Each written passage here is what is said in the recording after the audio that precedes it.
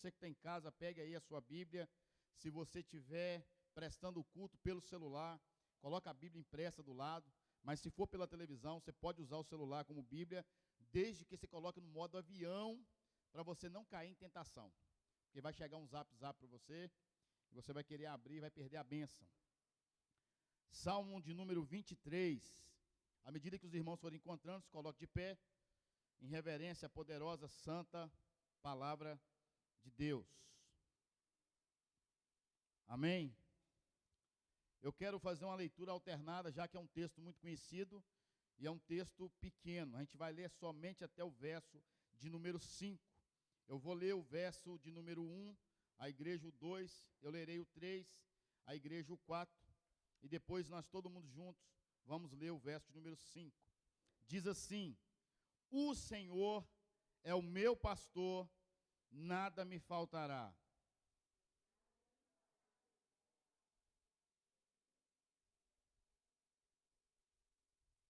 Refrigera a minha alma, guia-me pelas veredas da justiça, por amor do seu nome.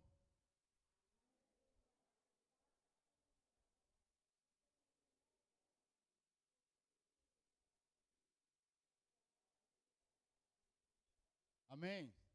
Eu sei que tem algumas versões diferentes aí. Então o que eu quero pedir? Eu vou ler o verso de número 5, e quando chegar na parte, unge a minha cabeça com óleo, toda a igreja repita comigo.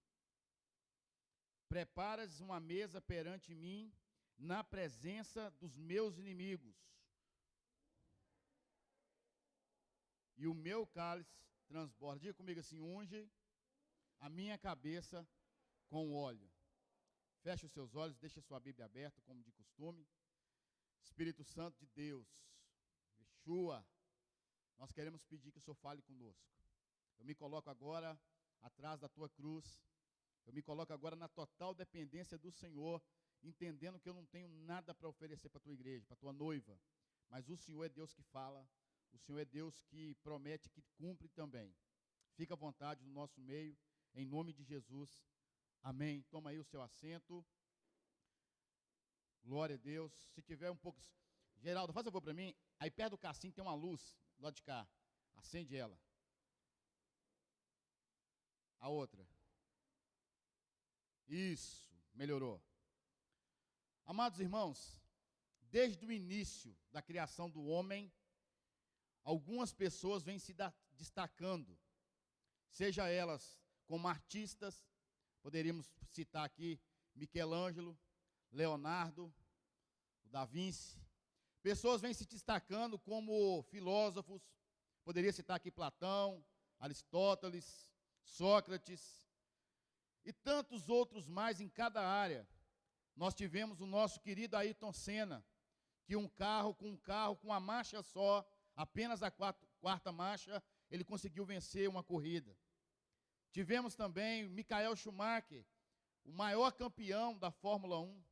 Tivemos tantas pessoas cheias de talentos, cheias de dons, mas que poucas elas possuíam unção. Porque unção é uma coisa e talento e dom é outra coisa. Há pessoas que são talentosas, elas são técnicas, elas sabem fazer, mas elas não possuem unção. Mas quando uma pessoa, ela tem unção, ela faz toda a diferença.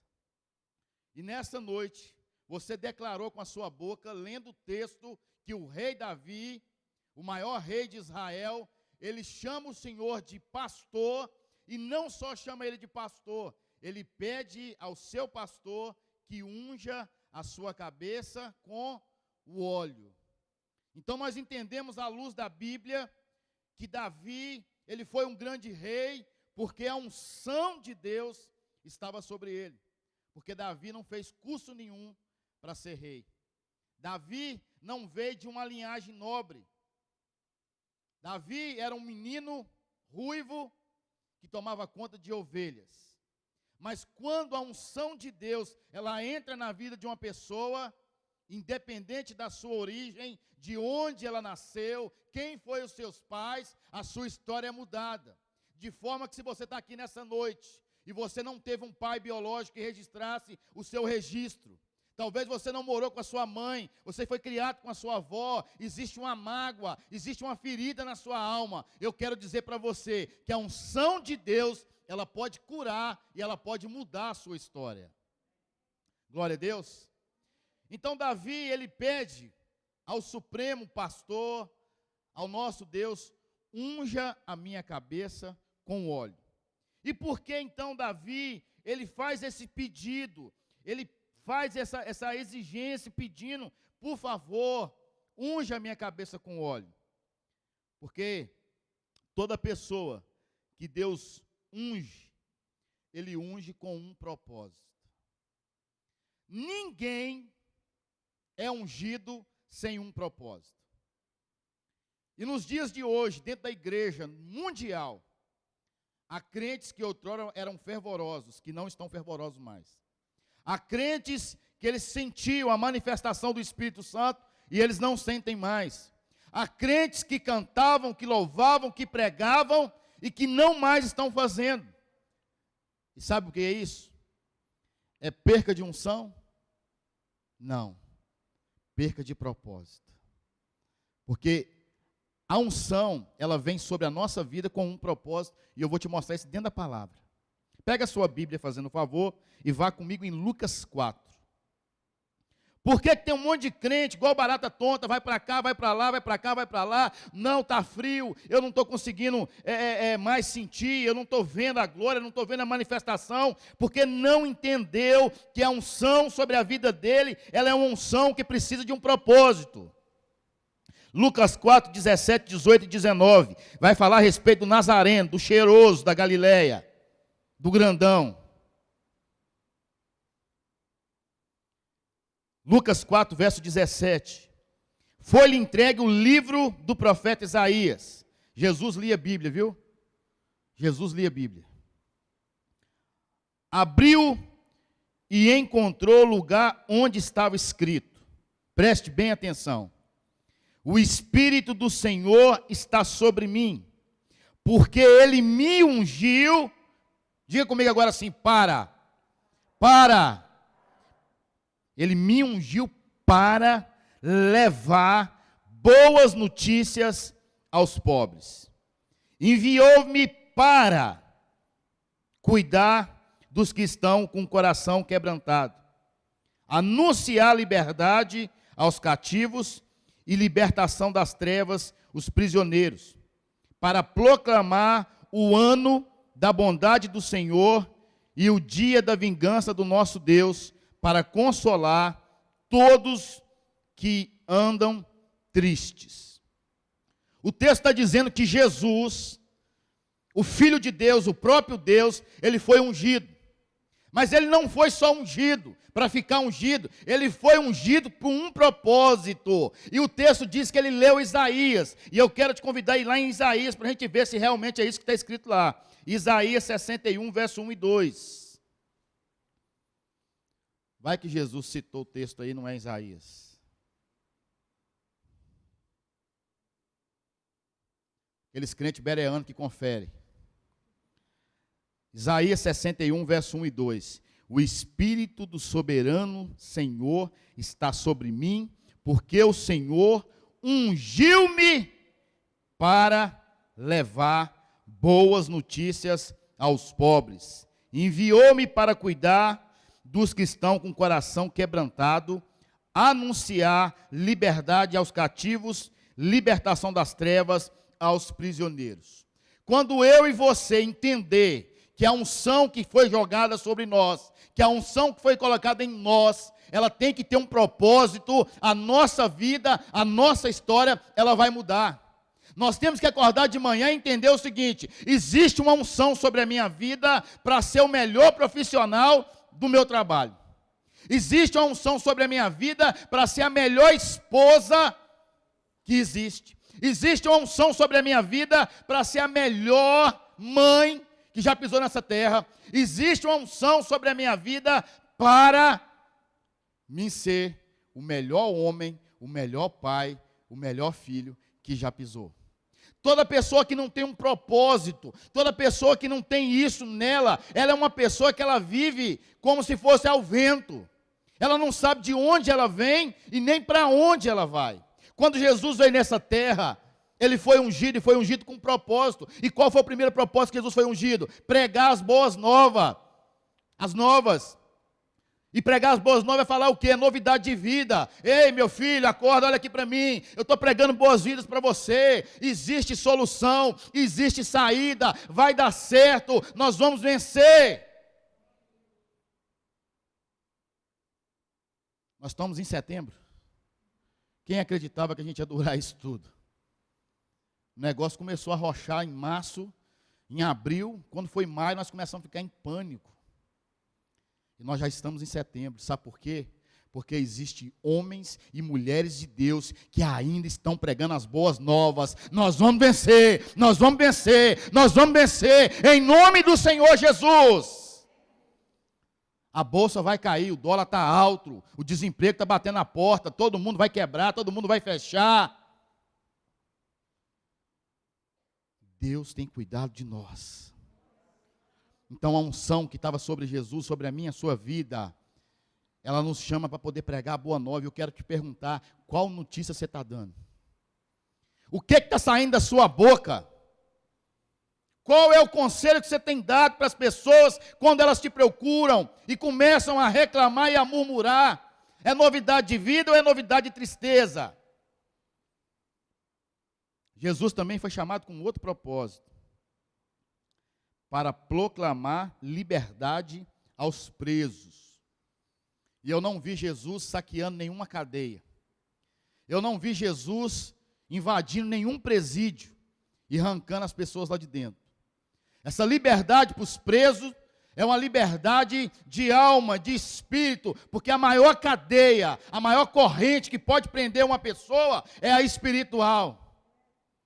Lá no presídio, nessa hora, está assim de crentes, de homens que converteram naquele lugar, que fisicamente estão presos, mas o teu espírito, a tua mente está nos céus com Jesus.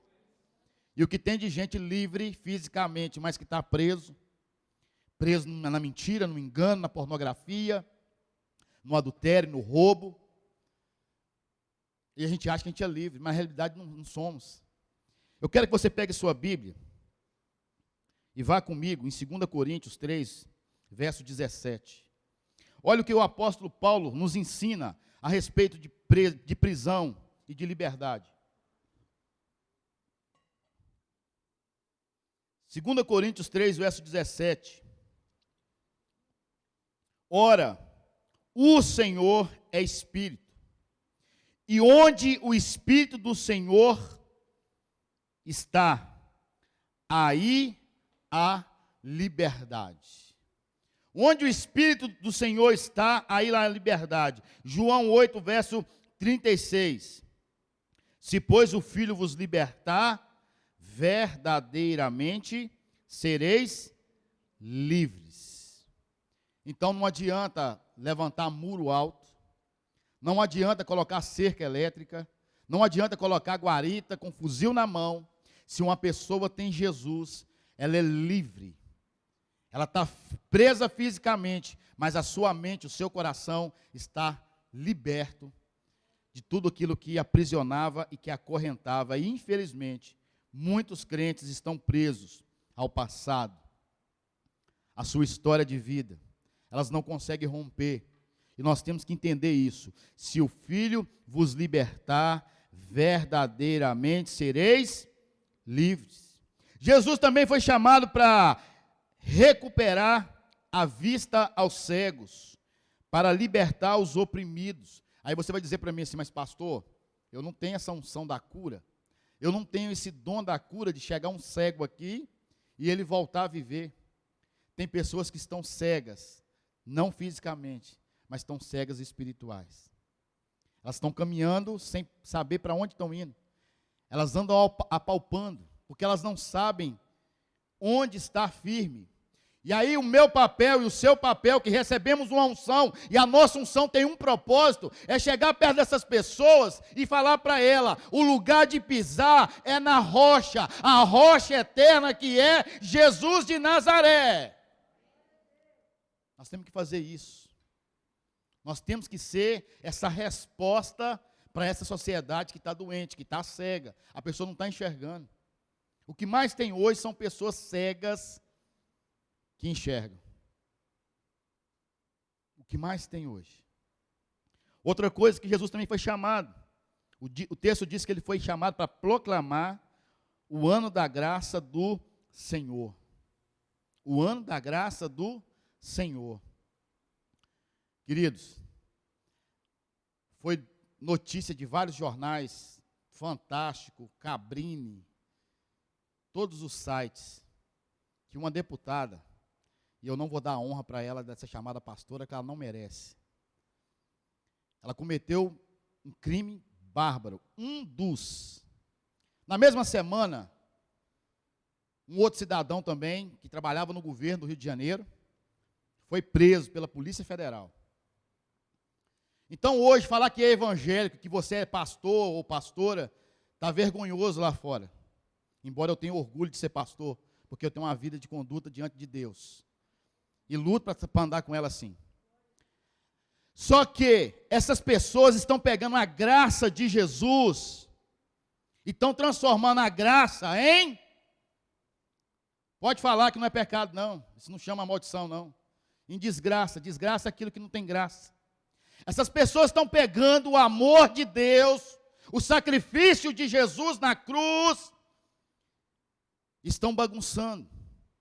Então Jesus nos chamou para pregar o ano aceitável, o ano da graça, e a nossa mensagem tem que ser: arrependei-vos e crede no Evangelho, arrependei-vos e crede no Evangelho, porque independente de como você está, Jesus vai te lavar, Ele vai cuidar de você e vai te levar para o céu. Aleluia! Ele vai te levar para o céu. Não precisa de pregar inferno, porque ninguém vai para o céu com medo. Se tem uma mensagem que é ineficaz, é pregar inferno para os outros. Eu já contei aqui, eu tinha uma raiva de uma vizinha minha, tinha uns 14 anos, e ela só falava de inferno. Naquela época começou o povo a trazer as coisas do Paraguai. Eu lembro que tinha uma sombrinha com a cara da Madonna, todo mundo queria aquela sombrinha. E tinha um bonequinho do exército que ele vinha, parava, dava um tirinho e continuava.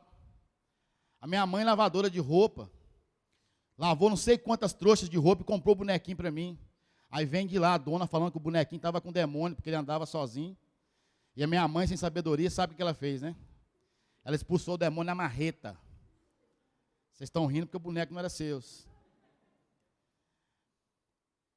Então o tempo todo era isso. Vocês vão para o inferno, é demônio, é capeta, é não sei o quê, não sei o quê, não sei o quê. E eu nunca quis ser evangélico. Aquela música das 100 ovelhas, eu odiava ela. Eu detestava. Mas um dia, alguém declarou, profetizou o ano aceitável do Senhor sobre a minha casa, sobre a minha vida, e eu entendi o que era graça, e essa graça me alcançou, e hoje eu sou outra pessoa. Louvado seja o nosso Deus, assim como você também é. E se você é, você pode aplaudir o Senhor e dar um glória. Glória a Deus. Então a primeira coisa que você tem que entender: a unção que você recebeu não foi para te enfeitar. Você recebeu a unção com um propósito. Tem que ter um propósito. Você não está nessa terra à toa. Você tem um propósito, você precisa entender isso, tomar posse desse propósito. Você tem que ser a melhor pessoa que você pode ser, em Cristo Jesus. Segundo, porque Davi pede essa unção sobre a sua cabeça. Porque o Senhor Jesus, Ele cuida, protege e salva os seus ungidos. Pega a sua Bíblia aí. Salmo de número 20. Olha o que o Senhor faz com o ungido. Salmo de número 20, verso 6 e verso 7.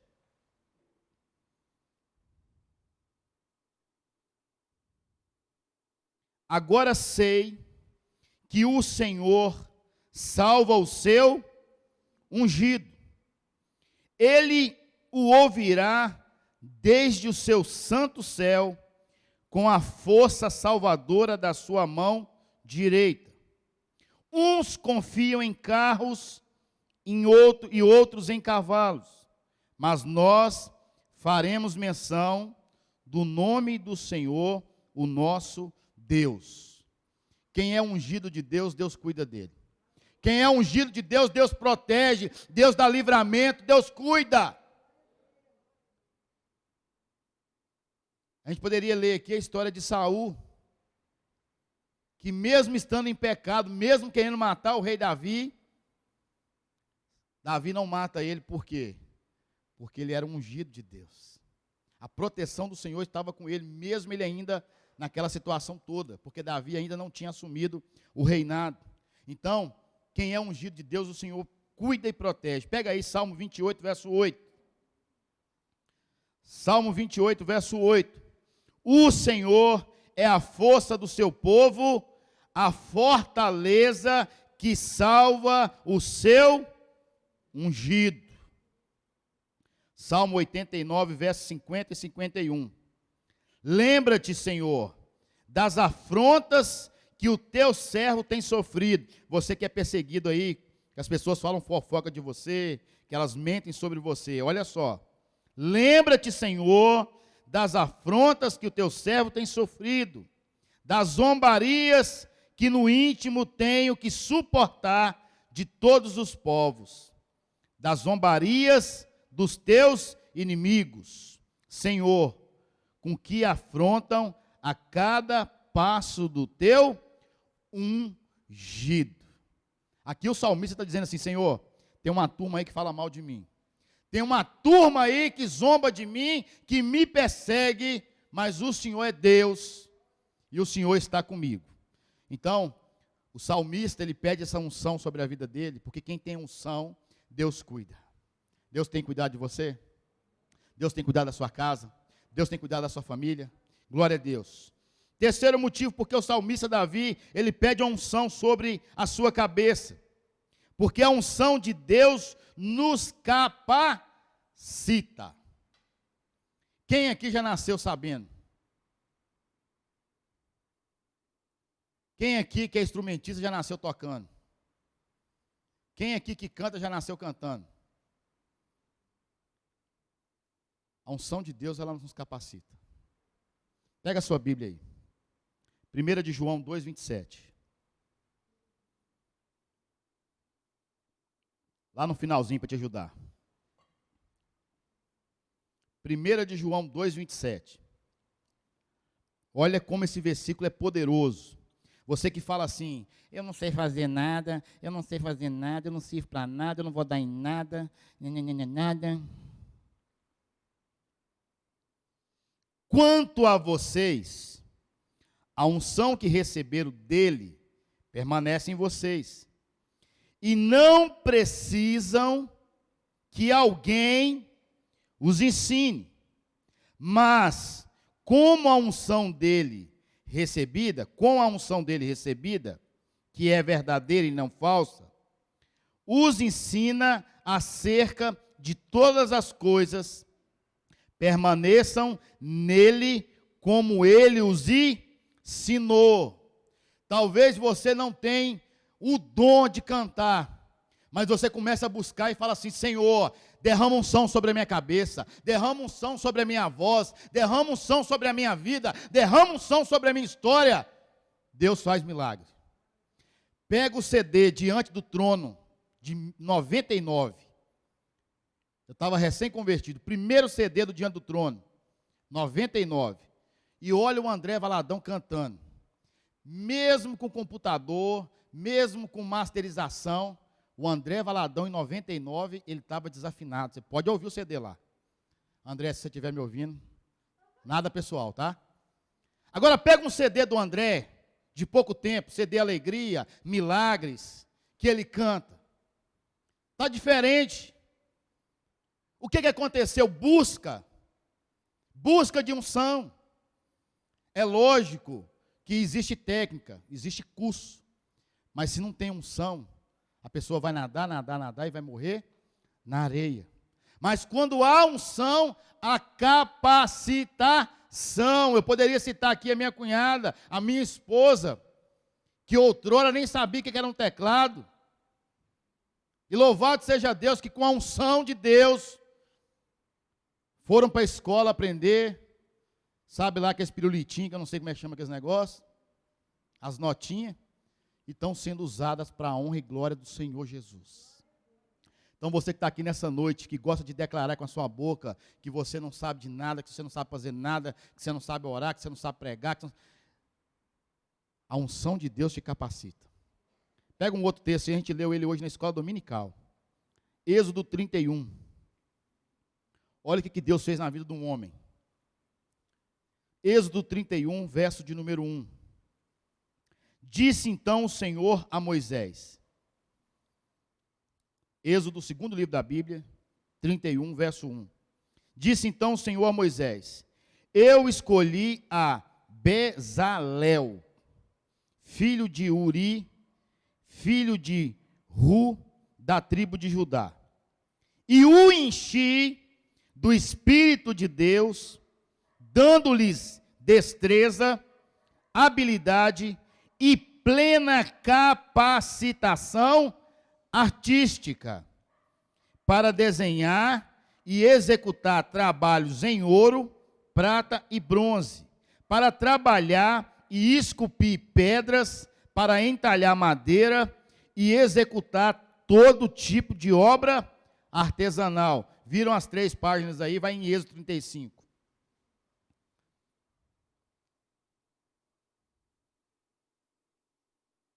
Êxodo 35, verso 30. Disse então Moisés aos israelitas: o Senhor escolheu Bezalel, filho de Uri, neto de Ur, da tribo de Judá, e o encheu do Espírito de Deus, unção, dando-lhe destreza, habilidade e plena capacidade artística, para desenhar e executar trabalhos em ouro, prata e bronze, para talhar e lapidar pedras, entalhar madeira, para todo tipo de obra artesanal. Um camarada que não sabia nada, ele começa agora a trabalhar com ouro, com pedra preciosa e com madeira. Sabe aquele negócio que você acha que você não sabe fazer? Você fala assim, não, isso aqui é impossível, eu não consigo, eu não vou dar conta, eu não consigo. Começa a falar: Senhor, derrama a tua unção sobre a minha cabeça, abre a minha mente, me dá entendimento, porque eu vou conseguir. Desafio das mulheres de hoje: cozinhar. Antigamente as mulheres já nasciam na beira do fogão com a mãe. Hoje em dia as mulheres estão estudando, fazendo faculdade, fazendo mestrado, e quase não tem inclinação para a cozinha. Aí casa, o maridão acostumado a comer comida boa da mãe, começa então a gerar um conflitozinho em casa. Aí a mulher fala assim: ah, meu Deus, eu não sei cozinhar, eu não sei fazer. Aí, ó, é só pedir unção que Deus dá. Eu estou gordo desse jeito, irmãos, porque minha esposa tem unção da comida. Ela aprendeu a fazer e aprendeu mesmo. E grande outras coisas que eu poderia falar aqui: arbange, tricô, pintura em pano de prato. Tudo que essa menina põe na cabeça, ela fala assim: eu vou fazer, louvado seja Deus. Não é porque ela é melhor, não. É porque ela busca e ela consegue fazer. Então para com esse espírito de derrota na sua vida, de fazer a matrícula na faculdade, chegar lá 6 meses e dizer assim: eu vou trancar porque eu não dou conta. É o Senhor, é a unção do Senhor que vai te capacitar. Aleluia. Quantas mulheres aqui nessa noite que ainda não são habilitadas? Carteira Nacional de Habilitação, levanta a mão. Pode levantar a mão alto. Vocês vão tirar a carteira em nome de Jesus. Esse negócio que mulher não aprende a dirigir, só acostuma, isso é do diabo. Tem homem que fala: mulher não aprende a dirigir, ela acostuma. Mentira. E os pneus marcados de branco é tudo homem que faz, viu? Os que pegam no meio-fio é tudo homem. Aí cai a culpa em quem? Nas pobres coitadas das mulheres. Amém ou não? Agora, eu já sei que a unção faz diferença na minha vida, na minha história. Como receber esta unção? Atos 1, verso 8.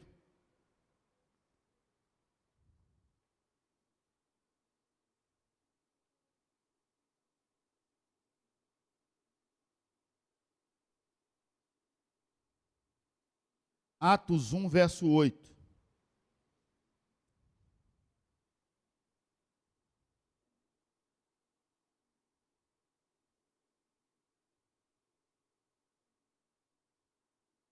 Mas receberão poder, esse poder aí é unção, quando o Espírito Santo descer sobre vocês, e serão minhas testemunhas em toda a Judéia e Samaria e até os confins da... Vocês vão receber o poder quando o Espírito Santo descer sobre vocês. O Espírito Santo veio em Pentecostes, mas ele continua ainda descendo em algumas pessoas que não o têm. Então, a forma de eu receber unção é dizer para o Espírito Santo: eu quero essa unção, me dá essa unção, eu quero unção de cura, unção de visão, unção de revelação, de discernimento, unção de sabedoria, coisa boa quando tem um conflito, e Deus dá sabedoria para a pessoa chegar ali e apaziguar aquela situação. Palavra de sabedoria, aquela que Salomão teve, quando aquelas duas mães estavam brigando pelo mesmo menino. Não tinha DNA, não tinha como fazer o exame. Salomão, então, com uma palavra de sabedoria, manda trazer uma espada e propõe partir aquela criança no meio, dar metade para uma, metade para outra. Por quê? Porque ele sabia quem era a mãe de verdade, iria preferir ver o filho vivo na mão da outra, do que só a metade na mão dele. Olha que coisa maravilhosa. Sabe quem é que dá isso para a gente? O Espírito Santo. Quantos embates, quantas discussões que poderiam ser evitadas. Por quê? Porque a gente não busca. Precisamos buscar obediência, oração, palavra. Um crente que não ora é um crente que não tem intimidade com Deus, ele não conhece a Deus, ele não sabe que Deus é capaz. Irmãos, eu tenho umas experiências assim de sumir as coisas, e eu começo a procurar, porque eu não gosto de gastar oração à toa, não. Eu vou até onde eu não aguento mais. Quando começo a ficar aflito, eu ajoelho e falo assim: Espírito Santo, o Senhor sabe onde está esse negócio. Me dá uma luz. Quem já teve essa experiência aqui? Aí você vai e acha um negócio sobrenatural. Parece pequeno, mas não é. Você já está começando a perder a paz, você ora e fala assim: me mostra onde está, Senhor, me mostra. Aí vem aquela luz na cabeça assim, você fala: nossa, eu sei onde eu deixei. Isso é o quê? Isso é intimidade com Deus. Isso é intimidade com Deus. Agora, cuidado, porque nem todo mundo sabe usar e ter unção. Nós vamos ver na Bíblia que uma pessoa, um ser, ele foi ungido, mas ele não soube usar a unção que ele teve. Pega a sua Bíblia comigo e vai em Ezequiel 28. Nós vamos ler 4 versículos e eu já vou partir para o final. Ezequiel 28.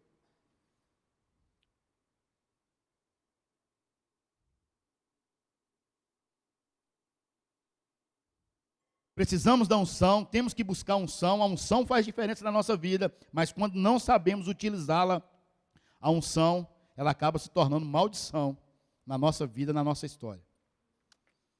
Preste bem atenção para você entender quem é o cidadão aí. Ezequiel 28, verso 14, vai dizer assim: você foi ungido como um querubim guardião. Você foi o quê? Você foi o quê? Ungido como um querubim guardião.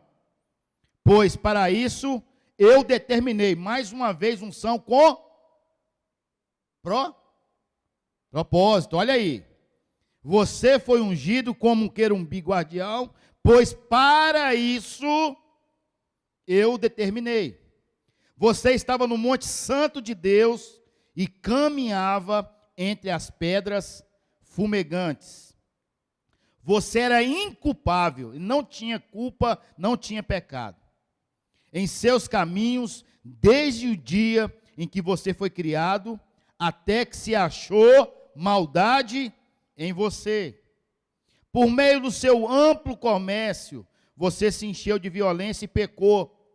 Por isso eu lancei em desgraça, por isso que eu falei com você que não é pecado, o nome está aqui na Bíblia, para longe do monte de Deus, e eu o expulsei, ó querubim guardião, do meio das pedras fumegantes. Seu coração tornou-se orgulhoso por causa da tua beleza. E quem foi que deu a beleza a ele? O nosso Deus. E você corrompeu a sua sabedoria por causa do seu esplendor. Por isso, eu o atirei à terra, fiz de você um espetáculo para todo rei. Eu acredito que um dia, esses personagens que nós citamos aqui, eles receberam a unção.